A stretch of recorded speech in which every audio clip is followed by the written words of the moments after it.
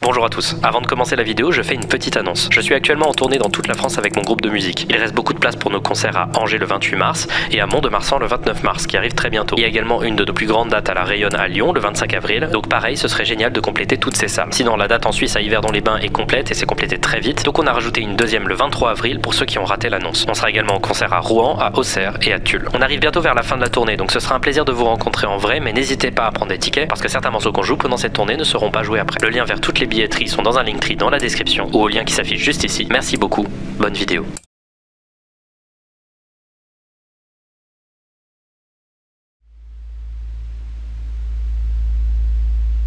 Il y a presque 6 ans sur 4chan, quelqu'un a posté un commentaire qui a profondément marqué internet. Si vous ne faites pas attention et que vous traversez la réalité au mauvais endroit, vous finirez dans les backrooms, où il n'y a rien d'autre que la puanteur des vieux tapis humides, l'enfer du jaune monochrome, le bruit incessant des lumières fluorescentes au maximum de leur bourdonnement, et approximativement 1,5 milliard de kilomètres carrés de pièces vides aléatoirement segmentées pour vous y piéger. Dieu vous aide si vous entendez quelque chose errant près de vous, parce qu'il est certain que ça vous a entendu aussi. Mais bon, ça, vous le savez déjà.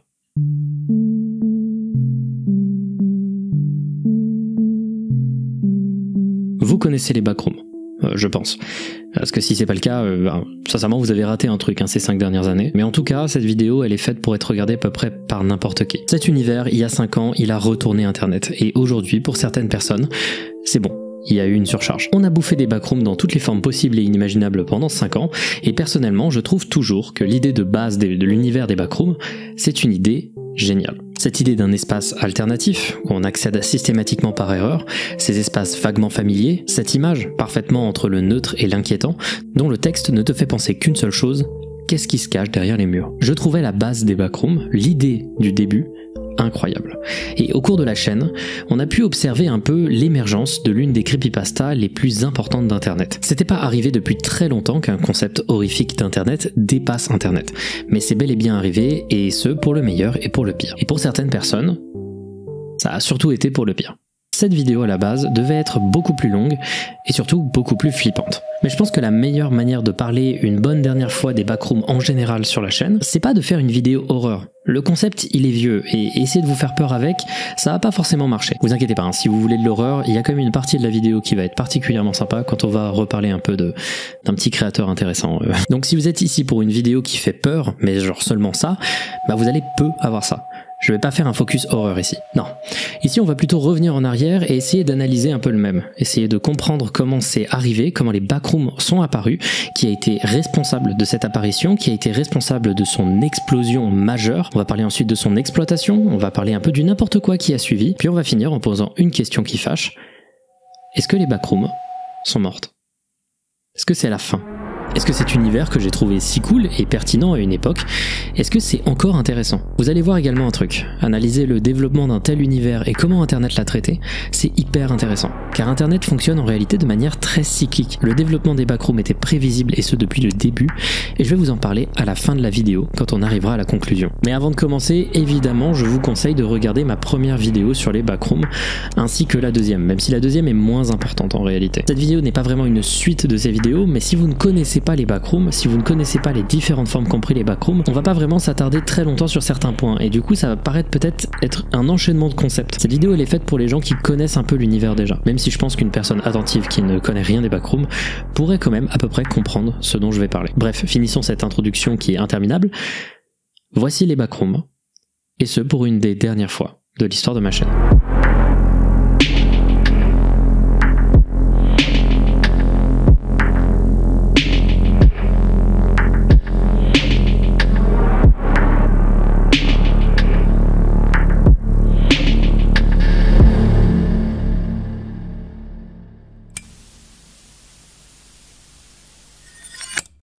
Tout commence en 2015. Ouais, beaucoup plus loin que prévu. En 2015, sur Tumblr, un compte poste le 28 octobre cette image. Cette image, elle est mythique sur internet. Elle est bizarre, elle est photographiée de manière étrange, on se demande qu'est-ce que ce type fout là, on se demande pourquoi la photo est prise, le lieu est insalubre. Bref, cette image est drôle, elle met à l'époque un peu mal à l'aise, c'est une photo qui ne fait pas forcément peur, qui ne fait pas forcément rire, mais qui te laisse une impression profondément pas neutre. Et cette photo, elle est surtout très importante parce que le profil Tumblr qu'il a posté, c'est un profil qui s'appelle Cursed Images. Cette image est maudite. Et c'est le point de départ du mème Cursed, dont vous avez probablement entendu parler si vous utilisez régulièrement Internet. Les images Cursed ne sont pas maudites dans le sens strict du terme. C'est des images qui déstabilisent, qui parfois deviennent marquantes principalement quand on annonce qu'elles sont maudites. Elles ont souvent une atmosphère homemade, elles sont de mauvaise qualité et te font te poser une question. Qu'est-ce qui se passe? Ou encore, pourquoi cette photo a été prise? C'est difficile de quantifier exactement ce qui fait qu'une image est cursed, mais il y a surtout ce côté très fait maison dans ces images, un peu un côté voyeuriste. Souvent une image cursed va utiliser un flash, ou alors tout simplement avoir une image de mauvaise qualité. L'esthétique cursed en 2015, elle n'était pas encore prédominante, mais des tonnes de gens vont voir du potentiel dans cette esthétique qui mettait un nom sur un mélange entre humour internet, esthétique do-it-yourself, vallée de l'étrange, nostalgie et solitude, qui allait devenir hyper importante dans l'humour ironique des mèmes des années à venir. Cette esthétique, elle va grandir, vite.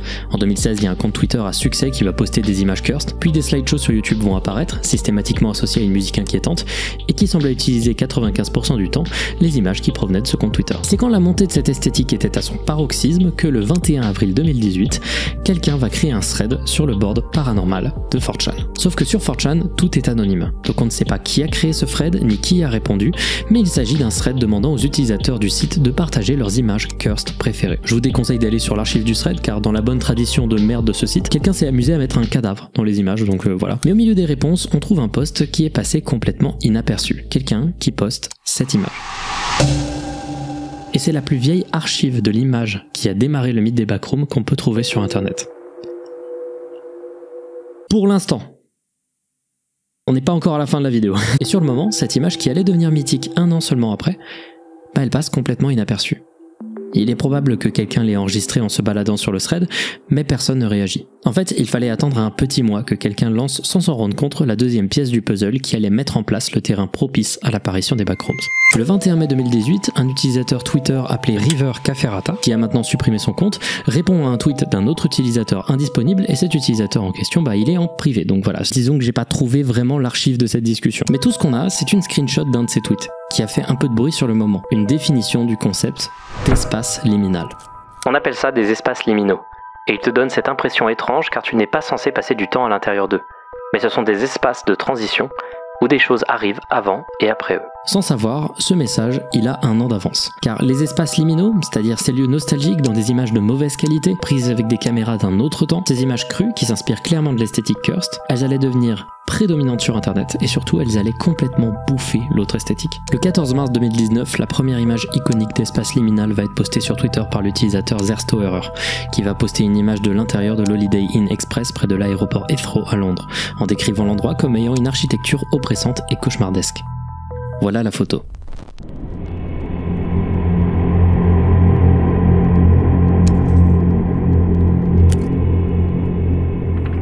Beaucoup d'entre vous la reconnaissent. Elle est différente des autres images cursed. C'est l'endroit qui fait peur, ainsi que la manière de le photographier. Le lieu a l'air hors du monde, entre deux états, un lieu d'habitude qui serait rempli mais qui ici ne l'est pas. L'architecture est bizarre et difficile à déchiffrer. Beaucoup d'entre vous ne savent pas, par exemple, que ça, c'est un toit. La structure est en fait en intérieur, comme le montrent des vidéos de gens qui s'y rendent lorsqu'il y a plus de monde.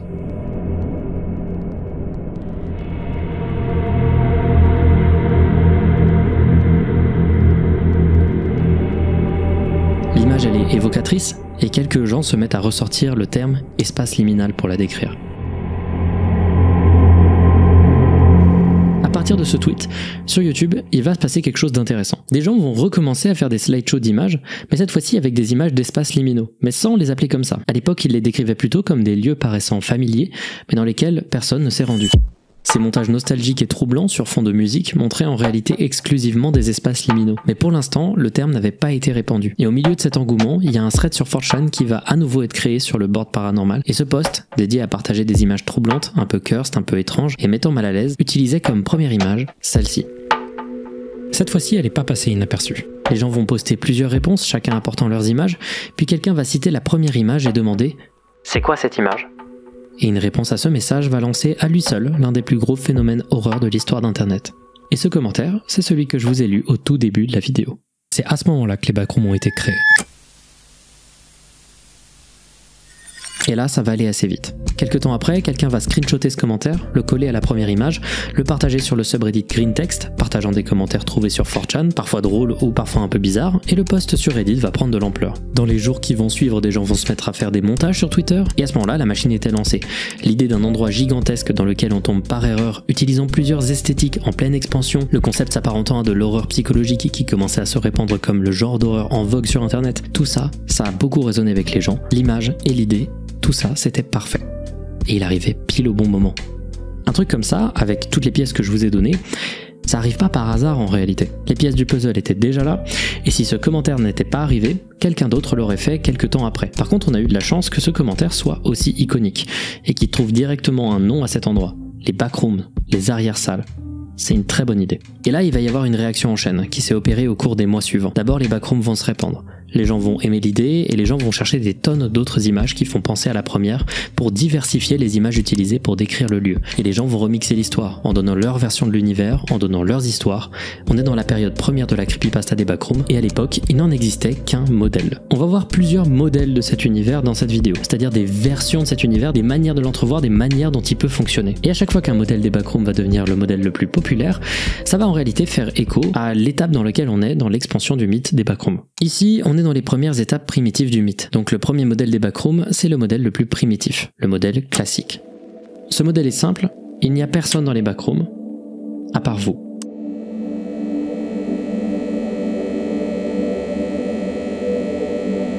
Vous y êtes bloqué et la peur du lieu vient du bruit incessant des lumières et de la perte complète de repères, la répétitivité des lieux. À ce moment-là, les backrooms sont un phénomène de niche, et son expansion vient en même temps que l'expansion de l'esthétique liminale. Mais dans la niche horreur internet, celle dont je parle dans mes vidéos, c'est déjà très populaire. Et c'est à ce moment-là, du coup, que les choses vont se compliquer. Quand tu donnes à internet un concept nouveau, avec une imagerie nouvelle, avec des idées nouvelles, et une esthétique dont on comprend à peine comment fonctionnent les mécaniques, qu'est-ce qu'internet fait ? Il fait ce qu'il connaît déjà. À peine 5 jours après l'arrivée du concept des backrooms, cette image va commencer à tourner. Elle a été créée par Endermitten, une utilisatrice de DeviantArt et de Reddit qui opérait sous différents pseudonymes. Il semblerait que cette personne ait été la première personne à penser à l'idée de séparer les backrooms en différents étages. Le premier, l'étage 0, étant cette série de bureaux aléatoires où vous ne croisez presque aucune entité malfaisante. Au bout de quelques jours à errer, vous pouviez tomber sans le savoir dans une version plus sombre de ce premier étage.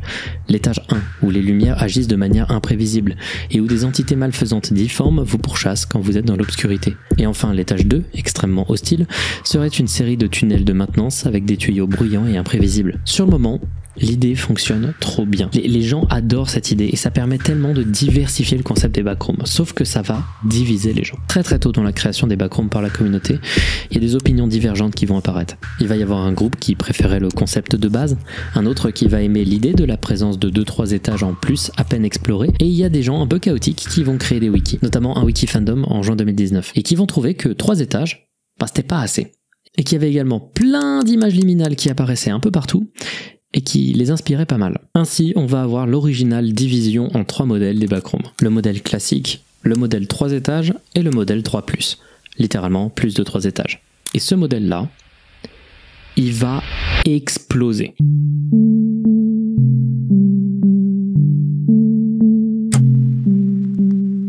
Le modèle 3+, il a une différence majeure par rapport au modèle 3 étages. Le modèle 3 étages, c'est un nom un peu bâtard. C'est pas vraiment un modèle qui est composé de 3 étages, mais c'est plus un modèle qui s'écrivait sur les subreddits à l'époque, au tout début des backrooms. Il s'écrivait à travers des courts textes d'explorateurs, et sa différence avec le modèle 3+, c'est qu'il est très peu documenté. Il n'est documenté en général que par une seule personne, et en réalité, aucune personne située dans les backrooms ne sait vraiment comment il fonctionne. Et donc on ressent beaucoup plus la solitude. Le modèle 3+, lui, il se passe sur un wiki, et donc la documentation est au centre même de son design. D'abord sur un wiki fandom, puis ensuite sur un site Wikidot, des gens vont créer un univers des backrooms divisé en centaines d'étages plus zinzin les uns que les autres.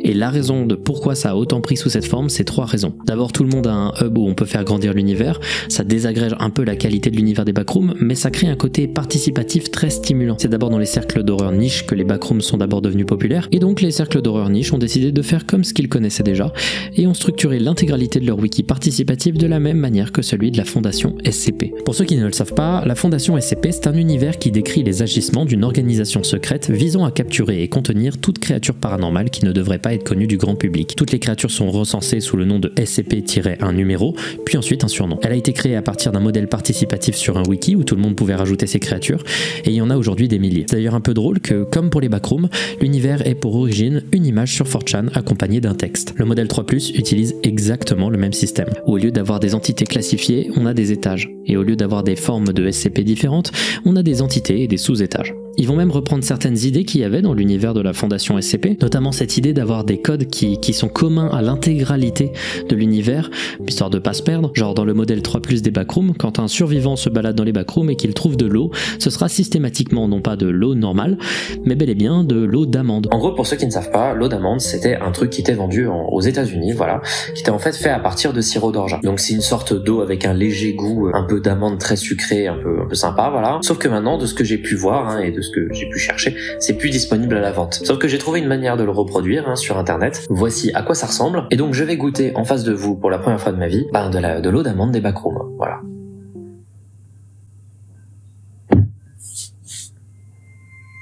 Ils vont aussi reprendre l'idée de la fondation SCP de classer chaque étage avec un niveau de danger. Bref, l'inspiration elle est clairement assumée, c'est une sorte de gigantesque hommage. Et enfin, la troisième raison pour laquelle le modèle 3+, est devenu très populaire et a contribué à la popularité des backrooms, c'est parce qu'il était tellement plus YouTubeable. Faire une vidéo sur les backrooms à l'époque, c'était tellement fun. Tu choisissais un étage, t'essayais de le décrire en reproduisant son ambiance, c'était trop cool. Il y avait cette impression de décrire un jeu de survie imaginaire d'horreur, c'était trop fun comme moment. Puis 2020 est arrivé, et le wiki a pris encore plus en ampleur, et donc beaucoup plus de vidéos étaient faisables parce qu'il y avait beaucoup plus d'étages. En plus, c'était le confinement, tout le monde était chez eux. Puis en 2021, l'univers commençait à vraiment faire parler de lui. Au point qu'à Halloween 2021, j'ai parlé des backrooms. Et comme tout le monde, je trouvais que les backrooms simples étaient les plus intéressantes et flippantes.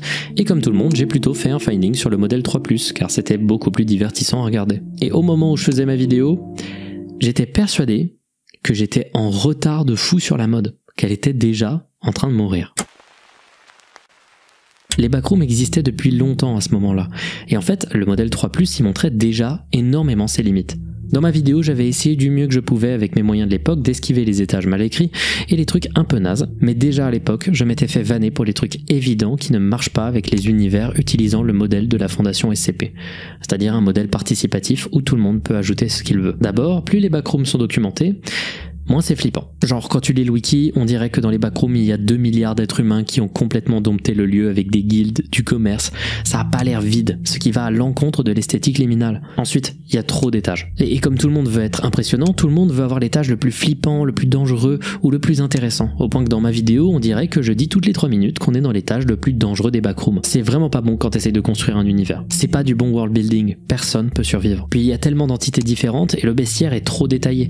Des smilers, ces sourires dans l'obscurité qu'il ne faut pas quitter du regard, les hounds, ces chiens de chasse humanoïdes qui te pourchassent s'ils te croisent, les skin stealers, on dirait qu'on ne fait que croiser ce genre de trucs à en lire le wiki, ça en devient absurde. Il semblerait être caché dans absolument tous les étages, c'est trop. Des étages où on change la gravité, des étages au concept trop élaboré ou pas assez élaboré, les backrooms dans leur modèle le plus populaire commençaient lentement à devenir un peu une blague. Un truc brouillon, presque enfantin, sans vraiment beaucoup d'intérêt. Alors au montage j'ai réalisé que j'étais un peu dur à ce moment-là. Je parle ici du modèle 3+, tel qu'il était en 2021. Mais depuis 2022, le Wikidot a mis en place une énorme opération pour améliorer l'écriture des étages et la cohérence de leur univers.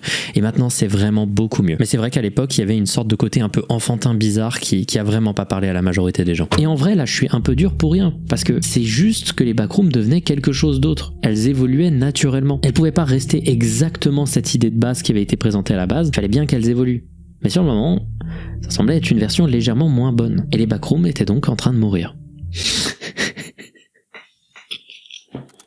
Sur Google Trends, on peut mesurer l'expansion de la popularité de termes de recherche sur Google au cours du temps. Au moment où je sortais ma vidéo sur les backrooms, Google estimait que le sujet était populaire comme ça.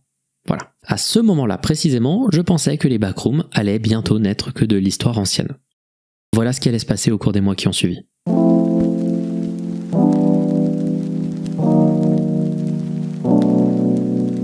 Et ça, c'est grâce à un petit génie de l'horreur sur internet, Kane Pixels. Le 7 janvier 2022, Kane Parsons, aussi appelé Kane Pixels, a sorti sa vidéo The Backrooms Found Footage. Elle a fait à ce jour 64 millions de vues et c'est le catalyseur de l'explosion totale de cet univers. Alors j'ai beaucoup de difficultés à faire des suites à des vidéos que j'ai déjà faites. Et de base, cette vidéo devait être une suite à la vidéo que j'avais déjà faite sur la série des Backrooms de Kane Pixels. En réalité, je ne vais pas le faire ici, car ça s'emboîterait très mal dans cette vidéo, mais j'ai quand même envie de parler de cette série, expliquer dans quelle direction les vidéos vont et faire juste un focus sur une vidéo récente qu'il a réalisée dans le cadre de sa série, car elle est selon moi le meilleur moyen d'expliquer pourquoi le modèle Kane est pour l'instant le plus intéressant de tous. Mais d'abord, expliquons un peu ce que Kane Pixels a fait avec les Backrooms et pourquoi c'était brillant. La première vidéo de Kane, The Backrooms Found Footage, était très simple. On montrait quelqu'un tomber dans les backrooms et errer à l'intérieur sans but.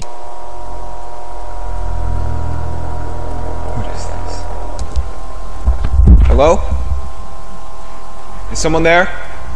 Au cours de son chemin, il finit par se passer ça. What the hell?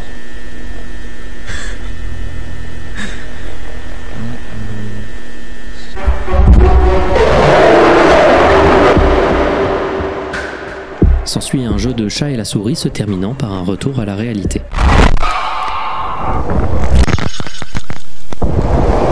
Un poil fracassant. Cette première vidéo, elle a apporté plusieurs choses au Backroom qui étaient essentielles à son développement. D'abord, la vidéo pour l'époque, elle est bluffante en termes de qualité. Elle est hyper belle et même s'il y a 2-3 trucs un peu... voilà, pas très bien fait, il y a surtout une ambiance ultra crédible. Cette vidéo, elle a apporté ça. Une vidéo, pas juste des images fixes ou des cours rendus 3D. Ici, les backrooms sont vivantes et c'est véritablement bluffant, surtout quand tu sais que le créateur va faire que de s'améliorer par la suite. Et c'est pas que une vidéo, c'est aussi une vidéo qui raconte quelque chose. On nous montre enfin quelqu'un qui se déplace dans les backrooms et qui vit quelque chose. Et ça, c'est très nouveau pour l'époque. La deuxième chose que Kane Pixels a apporté, c'est une centralisation. Avant, les backrooms se propageaient et changeaient en fonction de qui t'en parlait. Ici, Kane Pixels peut imposer sa vision et on a eu de la chance de tomber sur quelqu'un qui comprend à 100% comment peut fonctionner l'horreur des backrooms. Et quand Kane Pixels va avoir l'idée de continuer les vidéos sur le sujet pour la transformer en série de vidéos, il va enchaîner les bonnes idées. L'univers des backrooms de Kane Pixels mélange avec brio plusieurs éléments de chaque modèle qui existait pour faire un truc quasi parfait. La série des backrooms raconte en réalité l'histoire d'une entreprise appelée Async qui dans les années 80 a développé une technologie quantique pour résoudre des problèmes de storage et de logement. Ils ont en collaboration avec le gouvernement américain construit cette machine qui a généré une sorte de dimension alternée appelée le complexe.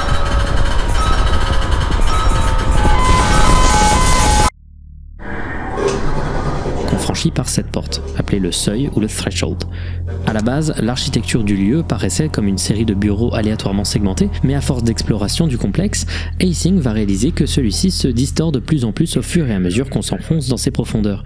Et surtout, il semblerait que l'existence même du complexe détruit lentement la réalité, et que le complexe semble distordre le temps, l'espace et même avoir une sorte de conscience. Et tout ça est raconté à travers des documents confidentiels, des vidéos qui ont été réalisées par l'entreprise qui n'étaient pas censées voir le jour. Ce qui permet de garder un ton très scientifique, très détaché, mais qui permet aussi de magnifier chaque moment où quelque chose est inexpliqué.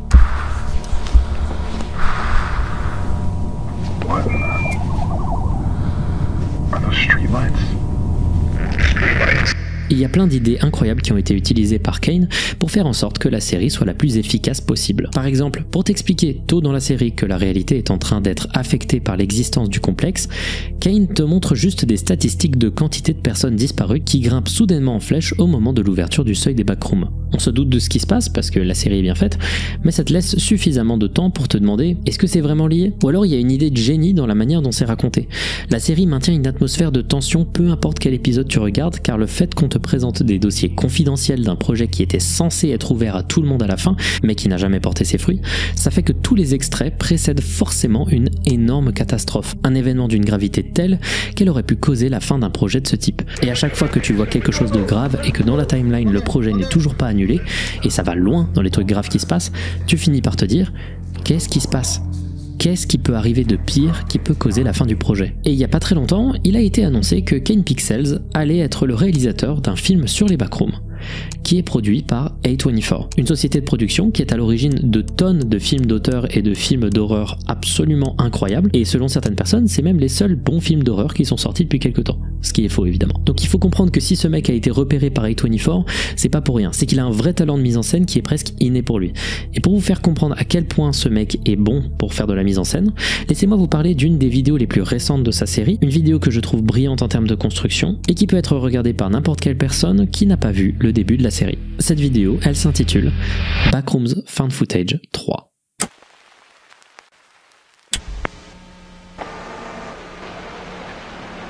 La vidéo commence avec ce qui semble être plusieurs extraits aléatoires d'une cassette VHS. On peut y voir des images de la vie de tous les jours, dont notamment ce plan.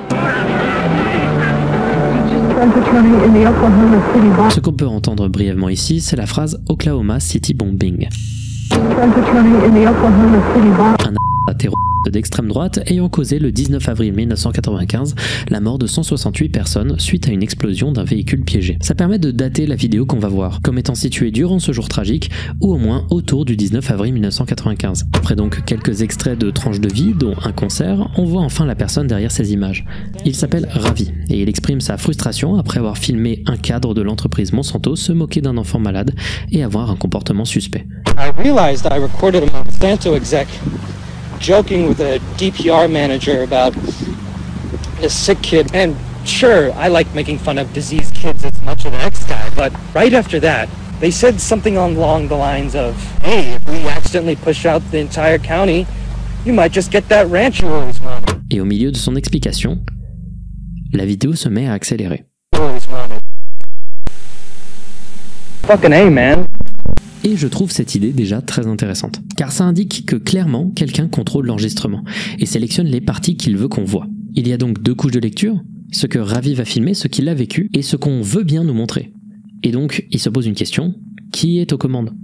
Qui contrôle la vidéo? On voit après cette accélération Ravi rentrer chez lui, ou du moins dans une maison. Puis ça coupe sur un écran noir avec en fond un appel téléphonique. C'est pas très clair à qui il parle, peut-être des colocataires, mais en tout cas il semble demander si quelqu'un est allé vérifier le sous-sol de la maison dans laquelle il vit, car il y entend des bruits. I was just calling to ask to see if there's anybody supposed to be checking out the downstairs today. Et d'ailleurs un bruit vient de résonner. Il sort de sa chambre donc, pensant que quelqu'un s'est introduit chez lui. Hey!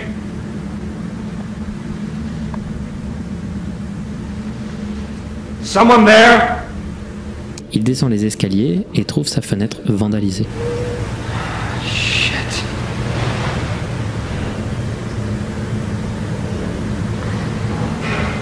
Hey! Someone here? Il se décide d'approcher du bruit.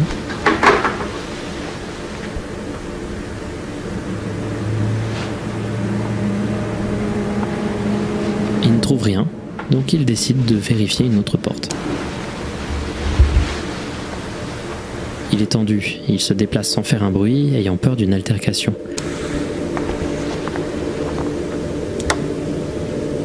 Il se déplace dans son garage et entend un bruit lointain.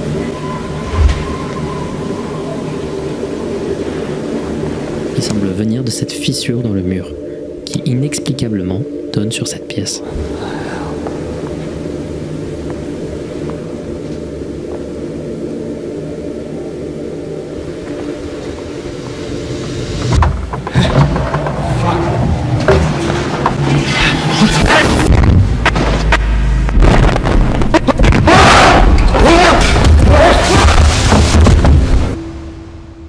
Ravi vient de traverser la réalité pour se trouver dans une sorte de salle de réunion d'où s'émane une musique douce.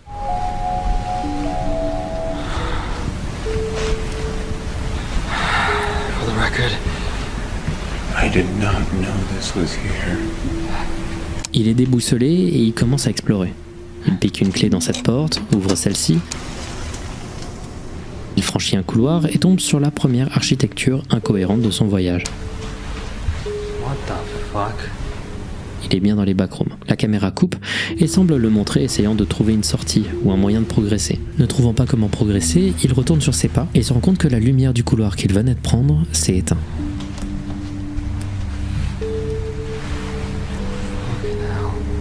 Et ça, c'est la première fois qu'il se rend compte du fait que le lieu est imprévisible.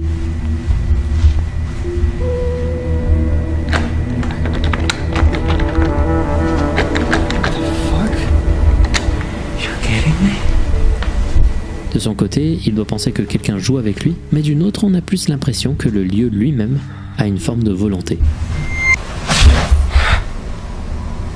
Et qu'il est au courant de la présence de Ravi. Il finit par trouver cet interstice dans une pièce sombre, il le franchit sans trop de difficulté et se trouve dans cette pièce. Et je vais pas le pointer du doigt à chaque fois, mais Kane Pixels a très bien compris comment créer de l'architecture incohérente. Vous connaissez peut-être le concept de la vallée dérangeante, ce point où quelque chose ressemble suffisamment à un être humain pour que ses défauts paraissent monstrueux.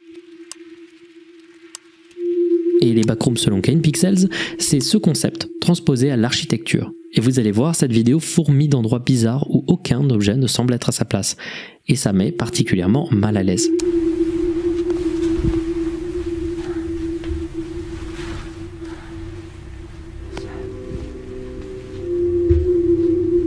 C'est parfaitement incohérent. Après s'être trouvé dans cette pièce avec les chaises, il finit par trouver derrière une armoire un autre couloir. Il pousse l'armoire et s'immisce à l'intérieur de celui-ci.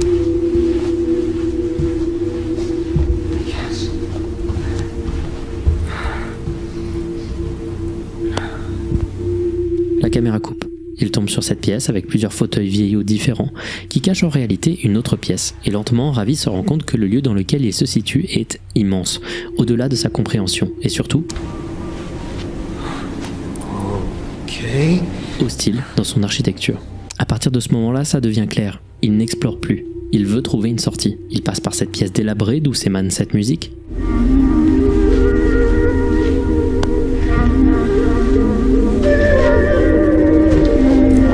Il sent une odeur étrange et ces objets sur le sol semblent former un cercle.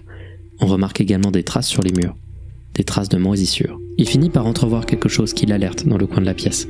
Quelque chose qu'on ne peut pas discerner.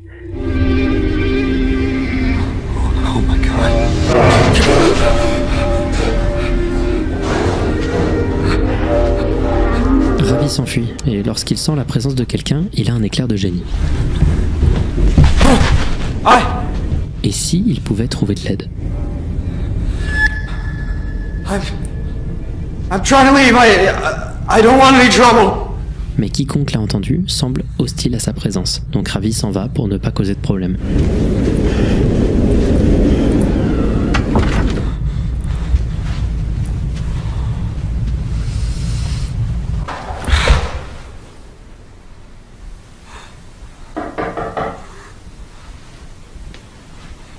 Hello? Hey!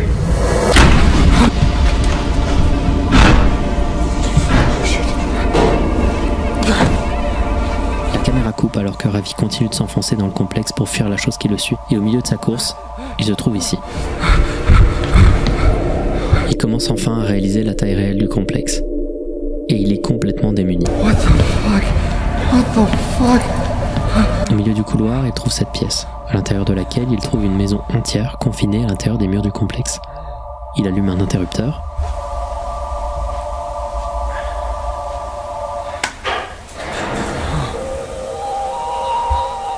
Mais se ravise quand il se rend compte que ça a alerté la chose qui le suit. Ravi se cache et essaye de garder son calme.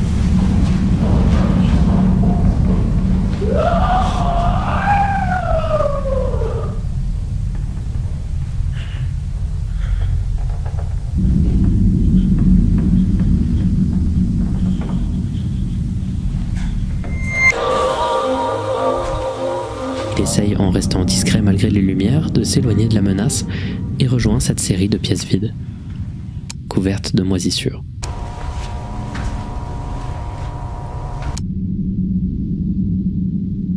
Il franchit cette porte et se trouve au sein d'une maison américaine classique, démeublée, au parquet craquant.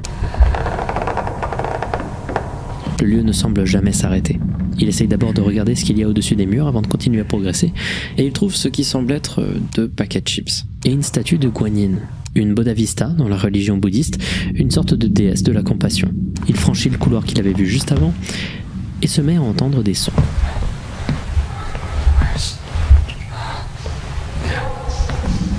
Leur origine, c'est cet étrange empilement d'enceintes au milieu d'une pièce vide.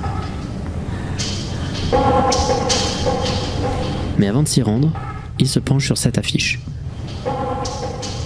peu plus tard, cette affiche elle a été retrouvée sur internet en bonne qualité. Il s'agit d'une affiche réalisée par l'hôpital Arcadia, qui est dans le sud de la Californie, qui faisait la promotion d'un programme de dépistage gratuit qui aurait eu lieu le dimanche 16 octobre 2022. Et c'est surtout ça qui est important. Pourquoi une affiche qui a vraiment existé, qui date de 2022, serait présente à l'intérieur du complexe, alors que l'enregistrement date de 1995. Comme je l'ai dit précédemment, les backrooms peuvent modifier l'espace, mais visiblement, elles peuvent aussi modifier le temps.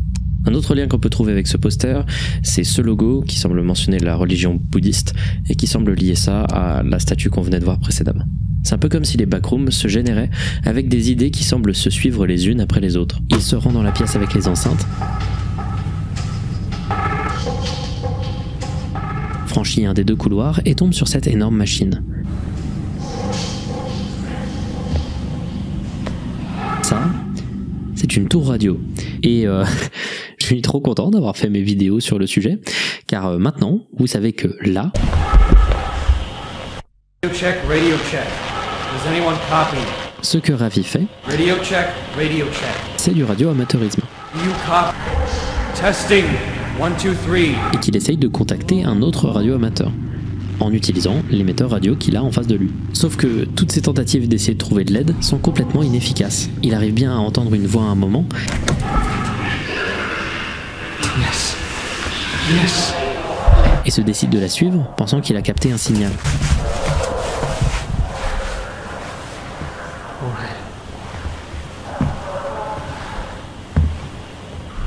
Il suit lentement les voix,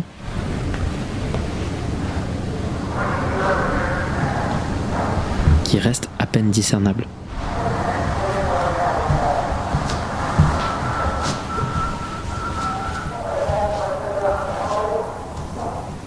Plus Ravi s'approche, plus le son devient clair.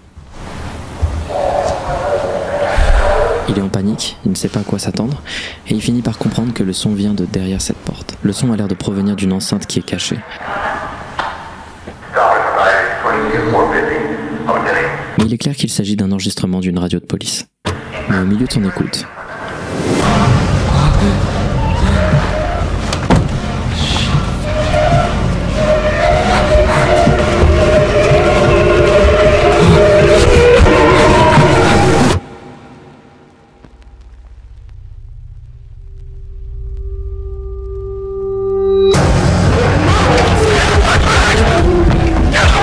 Ravi court le plus vite possible pour s'enfuir de la créature. Il pousse cette armoire et arrive à condamner une issue. Il prend un escalier et fuit au plus vite la créature et la caméra coupe. Bon, juste, j'aimerais revenir un peu en arrière. Ça là, ce procédé de faire une coupure juste au moment où on voit pour la première fois ce truc humanoïde là. C'est super bizarre comme procédé de mise en scène. Et ça te rappelle que c'est quelqu'un qui te montre la vidéo. Pourquoi avoir fait cette pause? Le procédé d'arrêter l'action d'un coup, c'est super surprenant. Et ça crée encore plus de déstabilisation que si c'était une énième poursuite. Bon, revenons où on en était.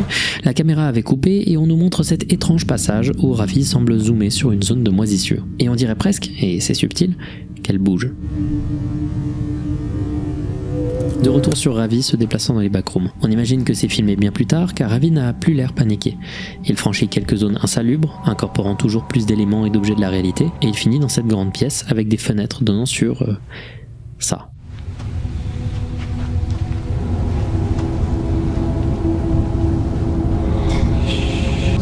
L'environnement du complexe est titanesque. Et cette zone, appelée la ville rouge par la communauté autour des backrooms de Kane Pixels, on l'a déjà vu dans une précédente vidéo, intitulée Pitfalls. Oh my god. Et ça s'était mal fini la dernière fois. That's not a person. Ravi, lui, de son côté, il perd complètement les pédales.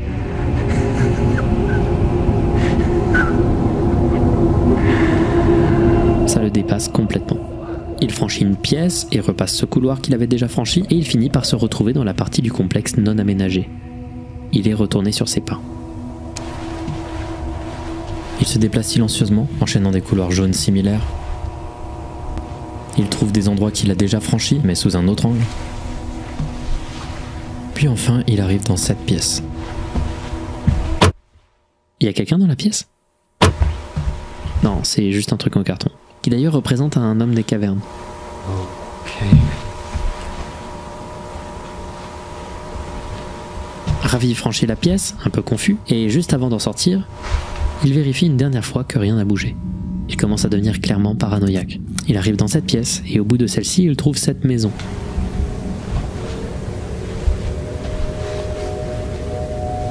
Dans une pièce où des traces semblent sortir d'interstices sombres, probablement des traces de pas ou de moisissures.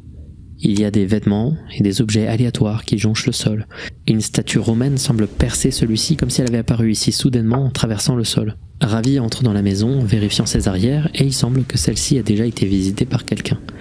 Une chaise est renversée et des traces de pas salis recouvrent la moquette. Au loin, on entend l'écho de voix, provenant probablement d'une télévision. On voit 7 bottes collées dans le sol, probablement appartenant à la personne qui a visité cette maison auparavant. Ravi suit les voix, et quelqu'un semble être au téléphone. Quelqu'un qui sonne comme s'il était dans la pièce, mais qui pourtant n'est trouvable nulle part.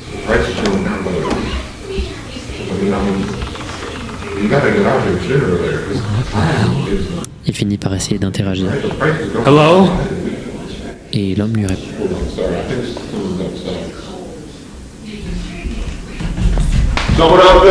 Au début, la communication est difficile. I'm sorry. I don't know where I am. I need help. You're on private property. You need to leave. I'm trying, okay? I don't want to be This is the here. guy who keeps coming around here trying to talk to my boys. What? L'homme finit par menacer d'appeler la police. My family's trying to sleep.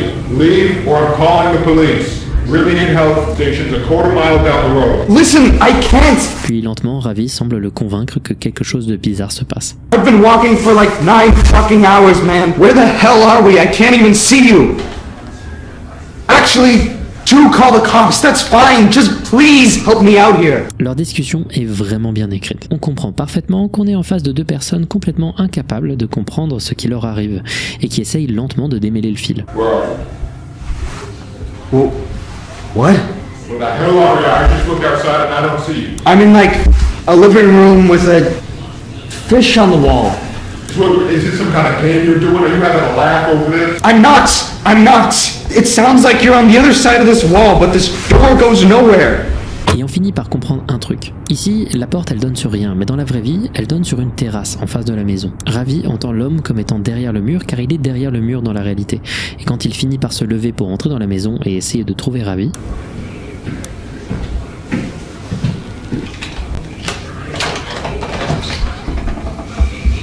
on l'entend comme s'il était dans la pièce. Are you in my balls? Ils sont tous les deux dans la même maison, mais pas dans la même réalité, et probablement pas au même moment. Et ça, du coup, on comprend que c'est une photo de l'homme qu'on entend. Et comme on peut voir, il est père d'un enfant. I don't understand. How is this possible? I can hear you, but I don't know. I just need to go home. On comprend que l'homme commence à comprendre la situation de Ravi. Persuadé qu'il est bloqué dans son mur, il propose à Ravi d'essayer d'ouvrir cette petite ventilation pour voir s'ils peuvent communiquer. Sauf qu'au moment où il essaye de l'atteindre, il se passe ça. Thank you. I think it's. what the fuck? What? Oh my god. Oh my god! What the fuck?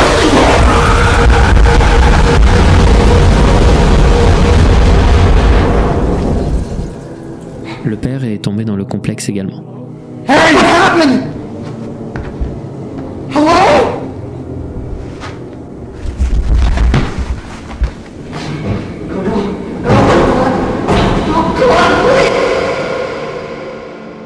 Après une coupure, on trouve le dernier plan de la vidéo.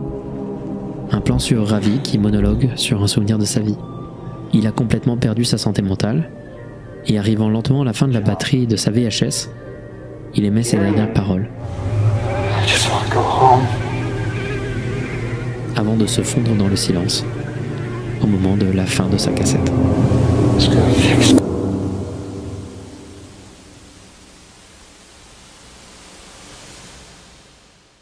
Cette vidéo en elle-même, isolée de la série des Backrooms, c'est un chef-d'œuvre d'horreur found footage. Et clairement, c'est un des travaux horrifiques de Kane Pixels les plus aboutis. Ce que je trouve incroyable, c'est déjà le fait que prise dans un vide, cette vidéo est folle. Mais que prise dans le contexte de la série, elle a encore plus de sens. Cette vidéo est truffée d'éléments de lore qui font écho aux précédentes vidéos de Kane Pixels, mais aussi qui ajoutent à son univers. Par exemple, la moisissure que j'ai pointée du doigt, c'est un des éléments principaux de cet univers. Cette moisissure serait le signe que le complexe entier est vivant, et en se répandant, il peut prendre des formes qui varient. Mais dans cette vidéo, c'est la première fois qu'elle prend une forme humanoïde. D'habitude, c'était plutôt des sortes de trucs filaires, des sortes de créatures qui se formaient à travers cette moisissure et à travers cette culture organique, mais là, ça prend des formes réellement humaines. La vidéo est également très bien construite. Les réactions de Ravi et sa manière de filmer sont ultra crédibles. Du moins, c'est le cas si on considère que ce qu'il filme, c'est ce qu'il voit. Un moment que beaucoup de gens pointent du doigt, c'est ce moment.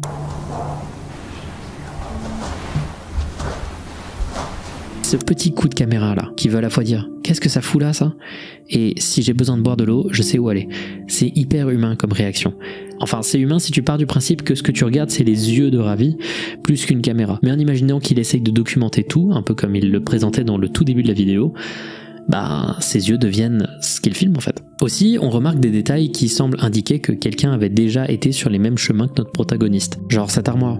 Tu finis par comprendre qu'elle était peut-être là pour empêcher à la créature de te poursuivre, et que quelqu'un s'est déjà retrouvé en face d'elle. On te montre un endroit qui a l'air d'avoir des règles, mais qui ne sont juste pas accessibles ou compréhensibles pour quelqu'un d'humain. Et pour moi, cette vidéo représente également ce que Kane Pixels a envie de faire de ses backrooms. Où est-ce qu'il a envie de les amener à présent? On voit le complexe devenir plus hostile, essayer de reproduire avec de plus en plus de détails une architecture humaine, architecture qu'elle ne comprend pas et qu'elle semble piocher à la réalité, comme cette maison. Ce que cette vidéo montre dans le lore de Kane Pixels, c'est l'évolution de l'intelligence du complexe qui semble avoir en effet une conscience. Si avant dans d'autres vidéos ses créations étaient grotesques et parfois absurdement difformes, ici son architecture est de plus en plus compliquée. Le complexe a de plus en plus de contrôle et son infection par la moisissure la corrompt peu à peu, détruisant de plus en plus la réalité sur son passage. Alors pourquoi je vous montre cette vidéo en particulier? Outre le fait qu'elle est brillante et qu'elle montre tout le talent de Kane qui fait toujours toutes ses vidéos en 3D sur un logiciel de modélisation, encore une fois ce mec est un monstre de talent, et bien la raison pour laquelle j'en parle c'est que cette vidéo a fait 4 millions de vues. C'est 60 millions de moins que la première qu'il a fait. Qui est tellement moins bien. Alors je sais que cette première vidéo elle est sortie il y a beaucoup plus longtemps, et que en soi c'est une suite, donc c'est normal que ça fasse moins de vues, je comprends. Quand même 60 millions de moins quoi. Les gens savent que Kane Pixels est brillant, mais les gens n'ont pas tous creusé pour le suivre dans son projet des backrooms, au fur et à mesure que le sujet quittait les pensées. Et il y a peut-être une possibilité que tout change lorsqu'il va sortir son film, qui va probablement recréer un engouement autour des backrooms, mais en vrai c'est surtout probable que ce sera pas le cas. On dirait que les gens sont beaucoup moins intéressés par les backrooms en ce moment. Et ça, vous le saviez déjà. Lorsque vous avez vu cette vidéo dans vos recommandés ou en notification, je sais qu'il y a beaucoup d'entre vous qui ont bien soufflé. Je le sais, j'ai vu sur les réseaux sociaux, quand j'ai annoncé que j'allais faire une vidéo sur les backrooms, il y a plein de gens qui m'ont dit « T'es sûr ?» On m'a dit que tu retravaillais sur une vidéo sur les backrooms. 100% vrai, en effet. Quoi? Mais encore des trucs à dire là-dessus? Et tout ça, est-ce que c'est de la faute de Kane Pixels? Parce que lui, il a créé une énorme explosion autour du sujet. Tout le monde s'est inspiré, tout le monde a vu ces vidéos-là. Donc est-ce que c'est de sa faute? Non. Non, on a vu, le mec est talentueux. Non, le problème, c'est plutôt ce qu'Internet a retenu des vidéos de Kane Pixels.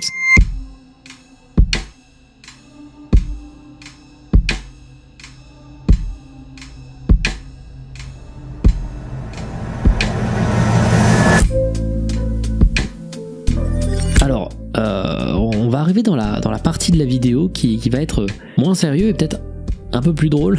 Il y a un moment où les choses ont pris un tournant bizarre et ça a été en vrai assez graduel. En gros, d'abord il y a eu les copies de Kane Pixels, des vidéos en 3D dans un style similaire sur d'autres chaînes YouTube, parfois très bien faites, parfois moins bien faites, mais qui ont commencé à pulluler de partout. D'abord sur YouTube, puis ensuite TikTok.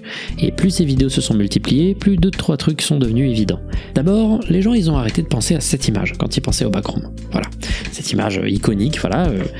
Les gens ils ont arrêté de penser à ça, ils ont commencé plutôt à penser à ce costume. Et ensuite, le deuxième truc que ça a révélé, c'est que plus un sujet est populaire, plus Internet a tendance à tout mélanger. Et quand tu mélanges trop de trucs, c'est difficile de sentir la solitude qui est censée t'inspirer les backrooms. Et pour voir ce que je veux dire, parlons du monde étonnamment gigantesque des jeux sur les backrooms. Le 20 novembre 2024, j'ai fait une décision financière de merde. Je me suis dit que j'allais acheter la totalité des jeux Backroom que je pouvais trouver et jouer à chacun d'entre eux. J'en ai eu pour 129 € environ et écoutez-moi bien, c'était vraiment naze. Voilà. La majorité puait du cul. Je les ai testés en live pour la plupart et en vrai, en live, je voulais pas être trop méchant. C'est des jeux faits par des indépendants et c'est clair que beaucoup d'entre eux ont été faits avec au moins un peu d'amour. Mais vraiment, une énorme quantité de ces jeux ne méritait pas d'être payant. Alors avant de commencer à expliquer pourquoi, j'ai des goûts en termes de jeux d'horreur un peu différents de la norme. Pour un jeu Backroom idéal pour moi, par exemple, je trouve qu'il est essentiel que ce soit un jeu où il ne se passe pas grand chose, où l'environnement est gigantesque et où la peur vient de l'immensité de l'endroit et du fait qu'on s'y perd. J'aimerais très peu de menaces concrètes, comme ça quand elles arrivent elles sont impactantes, mais il est essentiel d'errer seul et de se sentir seul. Ce que je veux dire, c'est que j'ai pas peur de m'emmerder un peu. Voilà, je trouve que ça peut être un jeu un peu hypnotique dans lequel on se perd et qui va pas forcément parler à tout le monde, mais que si t'es sensible à l'idée de te perdre, peut être sympa. Et en vrai, c'est très charitable de ma part, car vraiment je comprends les gens qui disent que les jeux sur les backrooms sont hyper ennuyeux. Le problème des jeux sur les backrooms que j'ai vus, c'est d'abord qu'ils sont quasiment tous segmentés en niveaux. Du coup, leur structure est linéaire, et on peut du coup jamais s'y perdre, dans un univers où le concept c'est de se perdre. Vous comprenez le problème de faire des niveaux ou pas? Je sais que beaucoup de gens ont aimé Escape the Backrooms, mais moi j'y vois une fusion un peu bâtarde entre l'univers de Kane Pixels et le modèle 3+. Ça fait des niveaux où je trouve le gameplay hyper lourdeau, on ne peut pas se perdre car tout est à faire dans un ordre précis, les entités sont présentes en trop grosse quantité et ça imite bien le problème qu'on voyait déjà sur le wiki. On n'est jamais vraiment seul et les gens sont plutôt fascinés par les entités qu'il y a dans les backrooms et pas les backrooms elles-mêmes. C'est l'architecture qui est importante, pas ce qu'on y trouve en réalité. Ou alors ce qu'on y trouve peut être impactant si c'est en petite quantité quoi. Ensuite, il y a tous ces jeux où on est pourchassé par ce truc. Ce truc, qui est censé être l'entité de la première vidéo de Kane Pixels, c'est tout ce que certains ont retenu pour essayer de créer une menace et un gameplay à la Slender. J'ai joué à une quantité de jeux où on boit des litres d'eau d'amande en échappant à ce bonhomme trombone, c'était fatigant. On aurait dit que la plupart de ces jeux essayaient d'être soit une série de niveaux, soit un clone de Slender, soit un clone de SCP, soit une compilation de clichés de jeux d'horreur des années 2010 vaguement inspiré par Pity, où on se déplace dans une ligne droite définie et où on attend juste que le développeur nous mette un énième élément d'horreur déjà vu. Ça a complètement ruiné certains jeux dont je trouvais l'esthétique peut-être intéressante si elle était bien développée. Je pense à The Backrooms 1998 que j'ai trouvé vraiment pas bien. Enfin, je suis vraiment désolé mais j'ai pas aimé ce jeu. J'ai l'air énervé ici mais c'est parce que ces jeux m'ont coûté de l'argent. J'aurais été plus tendre si c'était gratuit mais il y a des jeux qui sont assez particulièrement insultants. Backrooms Escape Together, auquel j'avais joué en live avec Antoine Daniel et Mintos, j'ai trouvé que chaque niveau était soit infiniment chiant, soit à l'opposé total de ce que les backrooms sont censés être. Genre ce niveau où pour je ne sais quelle raison tu te retrouves dans l'étage course d'obstacles, ou encore dans ce passage qui est un plagiat du jeu LiDAR.exe et Scanner Sombre, qui sont des jeux très sympas et c'est pas trop un problème de s'inspirer, beaucoup l'avaient fait. Mais le fait de faire une version backrooms de ce type de jeu avait déjà été faite par un youtubeur quelques temps avant, donc voilà quoi, c'est doublement pas très inspiré. Il y a par contre quelques jeux que j'ai trouvé intéressants, des jeux qui m'ont un peu parlé de par leur esthétique et leur ambiance, et même si c'est pas exactement le truc parfait, moi comment je vois cet univers, ça reste assez brillant. Genre par exemple j'ai trouvé Backrooms Rec un poil au-dessus de la moyenne, il a l'avantage d'avoir des idées et de proposer des environnements où on a vraiment l'illusion de se perdre alors qu'on suit un chemin en vrai assez précis. Ensuite on a le jeu Within the Backrooms, qui est un jeu peu intuitif, et pour le coup la première fois que j'y ai joué j'ai pas compris. Le jeu te met dans une série de couloirs des backrooms avec cette esthétique rétro, il y a quelques interactions rigolotes, des salles étranges comme cette énorme pièce avec en son centre un ordinateur, mais en live j'ai pas trouvé comment avancer et j'ai donc considéré que c'était tout, et que le jeu était charmant mais un peu décevant. Et en fait le jeu est beaucoup plus long que ce que je pensais, et il t'amène dans des tonnes d'environnements au graphisme rétro très charmant, et c'est en vrai très immersif et hyper déroutant. Et même si c'est pas un jeu qui fait très backrooms, ça les utilise pour faire quelque chose de vraiment différent et de sympa. En vrai, j'ai bien aimé ce jeu. Et enfin, les deux jeux backrooms qui ressemblent le plus à ce que selon moi devrait être un jeu backrooms, c'est les deux jeux The Complex. Le premier des deux, The Complex Found Footage, qui est gratuit, et The Complex Expedition, qui lui est payant. Et en vrai, les deux sont très bons, même si j'ai un peu plus d'affection pour celui qui est gratuit, parce que le deuxième est plus abouti, mais peut-être pas assez pour justifier son prix, je trouve. Et franchement, les deux sont très bons, hein. L'ambiance est folle, l'atmosphère et les graphismes sont très impressionnants, et on a vraiment l'impression de se perdre dans les backrooms. J'essaye pas d'aller dans une direction qui est logique. Juste le jeu m'y guide en me donnant l'impression que je me perds. Le jeu est quand même segmenté un peu en niveaux, mais c'est fait d'une manière qui est en vrai assez maligne. Et malgré cette structure linéaire, on a quand même des espaces qui sont suffisamment grands pour s'y perdre. Et en vrai, ça marche super bien. Je me souviens avoir eu peur à un moment d'un meuble, juste parce que la tension que ça procurait de se balader dans des environnements redondants comme ça était efficace. J'ai eu peur alors que c'est une chaise.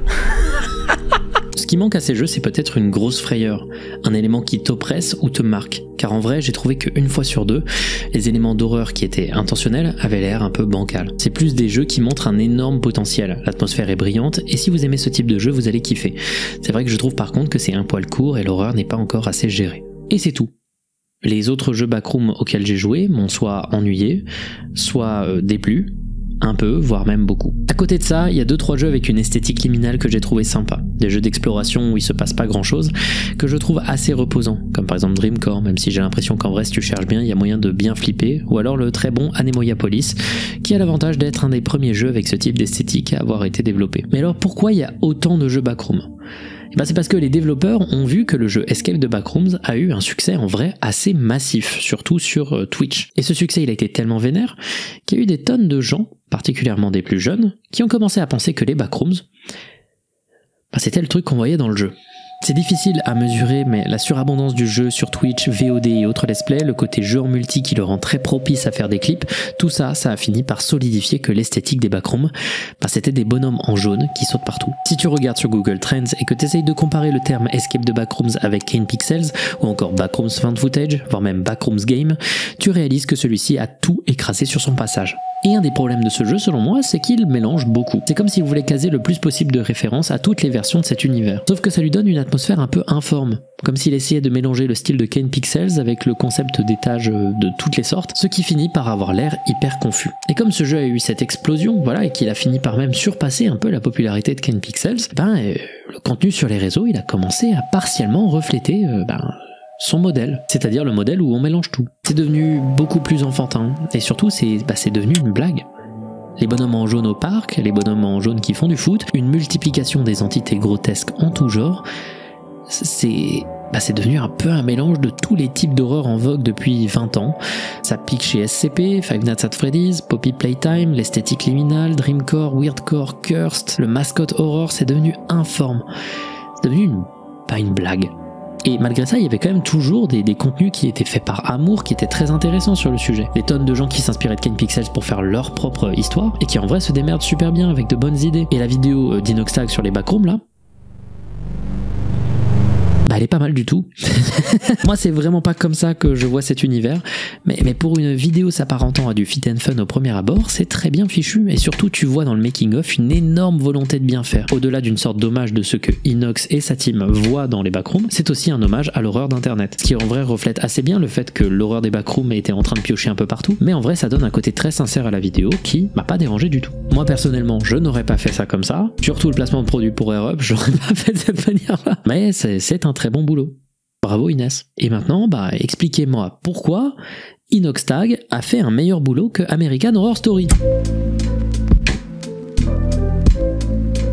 Alors j'ai jamais regardé concrètement American Horror Story, on m'a dit que c'était très bien, mais j'ai déjà entendu parler de leur série American Horror Stories, qui fait des mini courts-métrages d'horreur. Aucun d'entre eux n'a de lien les uns avec les autres, c'est juste des petites histoires. Le 9 mai 2023, j'ai appris qu'ils voulaient faire un métrage sur les backrooms. J'ai donc réagi sur Twitter en disant que ça allait être bien mid, en pensant que c'était la take la plus froide du monde, et je me souviens qu'on m'a insulté d'aigri. Et quand c'est sorti, bizarrement, personne n'est venu en message me dire « T'as vu, c'était trop bien ».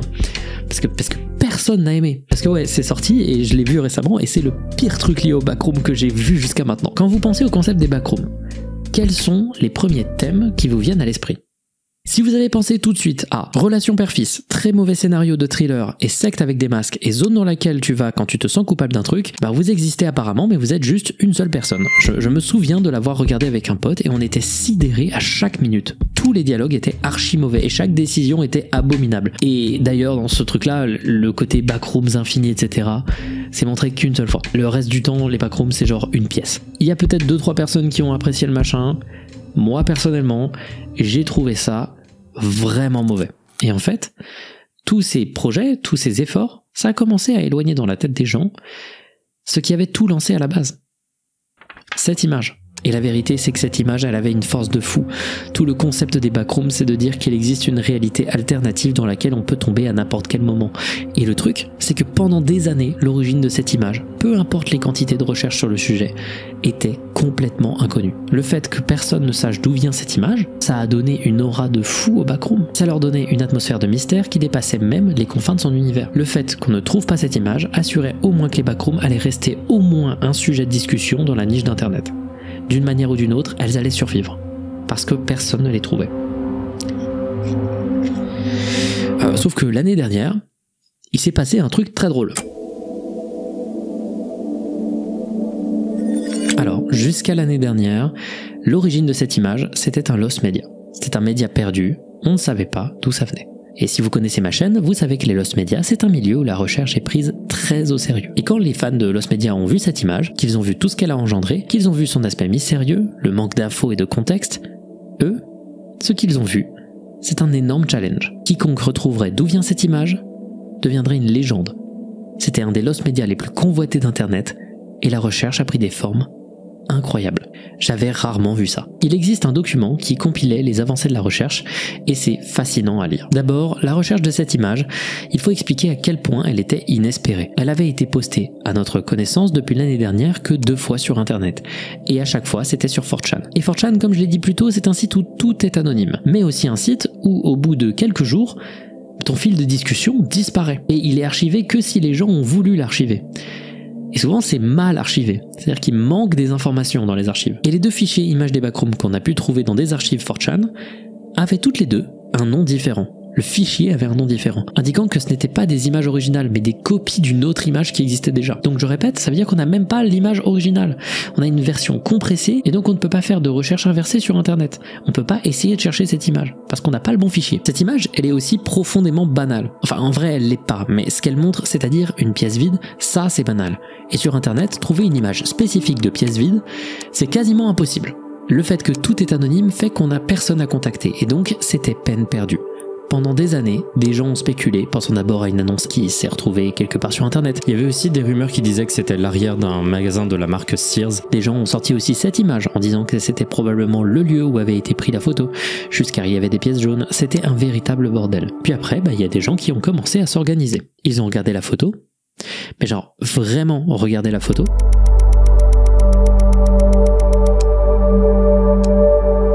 Marquer chaque élément possible, essayer de déterminer le type de lampe utilisée, ils ont essayé de mesurer la taille de la pièce, dézoomer pour essayer de comprendre la géométrie de l'espace, ils ont cherché des infos sur les papiers peints, les caméras utilisées, essayé de dater la photo avec des éléments qu'on trouvait dedans, essayer aussi de la placer géographiquement en fonction des conventions de construction et des lumières, puis ça a mené à rien. Du moins à pas grand chose quoi.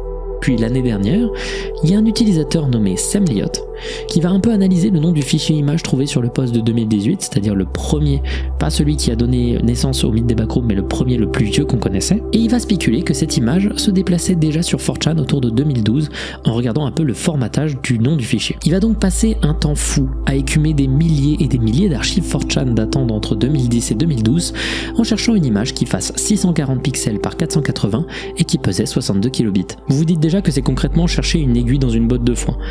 Mais maintenant dites-vous que toutes les archives, et je dis bien toutes les archives 4chan de cette période-là, sont cassées.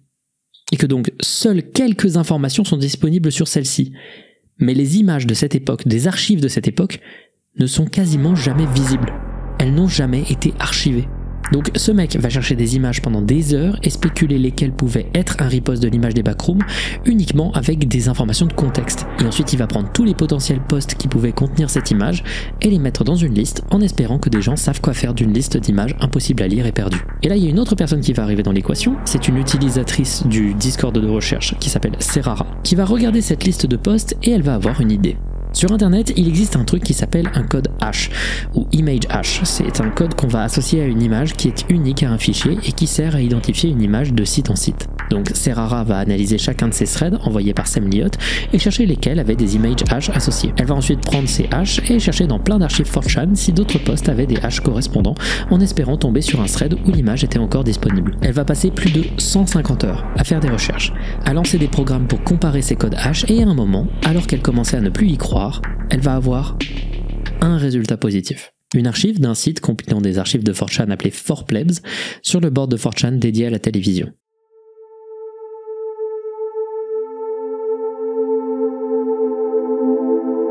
Bingo, la photo était là.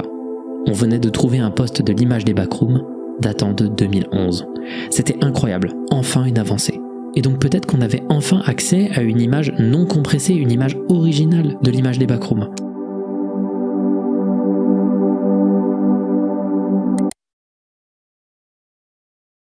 Évidemment, elle n'a pas été archivée. Mais alors qu'on pourrait baisser les bras, un détail était important. Le nom du fichier. C'était pas le même que les 2 autres fois où l'image avait été postée. DSC00161.jpg. Et ce nom, il n'est pas anodin du tout. DSC00161, c'est un titre d'image au format DSC, et c'est exclusivement utilisé par des caméras digitales de la marque Sony. Donc des gens vont se mettre à chercher le nom du fichier sur internet, sur des banques d'images, des réseaux sociaux, des sites de location, etc., etc. Et alors que tout le monde cherchait, un utilisateur du nom de Perditus Redux va avoir l'idée bizarre de chercher ce nom sur Twitter, et non pas sur d'autres endroits plus logiques.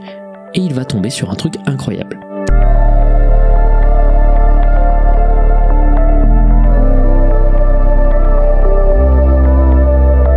Quelque part sur Twitter, il y a un utilisateur du nom de RKFG-me qui le 19 mai 2019 avait trouvé le fichier source et s'était passé inaperçu parce que les gens cherchaient pas à cette époque-là. Au tout début de l'expansion des backrooms, quelqu'un avait trouvé l'origine du truc.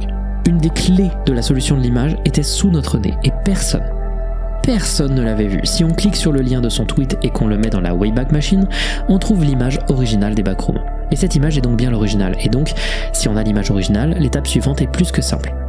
On prend le site d'où vient l'image, hobbytownoshkosh.com, on va sur Wayback Machine et on va le plus loin possible en arrière pour trouver des infos sur le business qui a créé la photo. Les gens vont se rendre compte qu'il s'agissait d'une entreprise, plus particulièrement d'un magasin qui fait partie d'une chaîne de magasins, appelée Hobbytown. C'est une chaîne qui est dédiée à créer des milieux communautaires, événementiels et des points de vente centrés sur des hobbies très particuliers. Et en l'occurrence, celui de la ville d'Oshkosh au Wisconsin, à qui appartenait ce site, a une branche de ses activités centrée sur le hobby des voitures télécommandées. Vous sentez bien le truc qui va ruiner le mystère des backrooms, voilà. Vous le sentez venir. Les gens du Hobbytown de la ville de Oshkosh construisent des circuits où des passionnés peuvent organiser des courses de voitures téléguidées, des concours et acheter des pièces pour en créer soi-même. Sauf que si on va dans les archives du site, qu'on retourne à peu près en 2006, qu'on clique à gauche sur RC Racing et qu'on reclique à gauche sur Revolution Raceway, on tombe sur une page du site datant au plus vieux du 2 mars 2003. Cette image parle d'un projet de circuit pour voitures télécommandées appelé le Revolution Raceway, qui était en voie de construction. Et on remarque qu'aucune image n'a été enregistrée sur cette page, à l'exception de 2 images.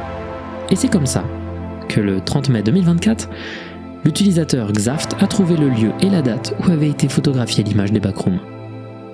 Le 2 mars 2003, aux États-Unis, dans le Wisconsin, dans la ville de Oshkosh, dans le Hobbytown, au 807 Oregon Street.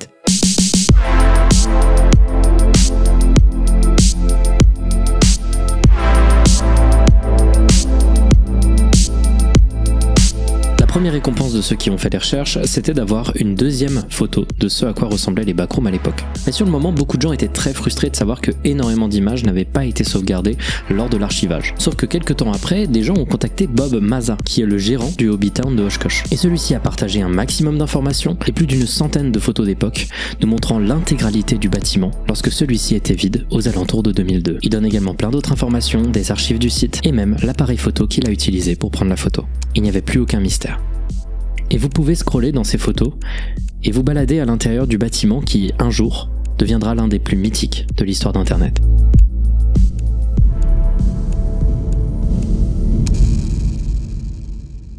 C'est incroyable comme histoire. C'est une histoire de Lost Media que je trouve sensationnelle.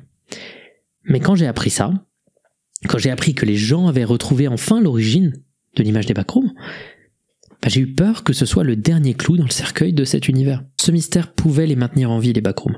Et si le contenu autour de cet univers est aujourd'hui moins intéressant qu'avant, on pouvait au moins se rassurer en se disant que ça allait pas partir car il restait toujours ce mystère. Et du coup, à ce moment-là, j'ai eu peur que les backrooms soient mortes. Est-ce qu'on peut répondre à cette question finalement? Est-ce que les backrooms sont vraiment mortes? Eh bien, je pense avoir trouvé une réponse à cette question. Et elle tient dans un détail qui m'a fait tiquer. Il y a quand même beaucoup de gens, encore aujourd'hui, qui s'inspirent du style de Kane Pixels pour faire leur propre version des backrooms. J'ai même trouvé de super vidéos du youtubeur Kaufman qui fait des vidéos sur les backrooms situés dans des années nostalgiques, comme 2005, 2002, etc. et qui essayent non pas d'imiter une esthétique VHS, mais une esthétique digitale du début des années 2000, avec des idées hyper créatives de bugs de l'espace,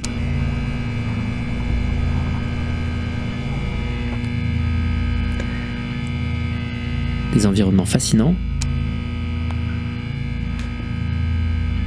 C'est super stylé.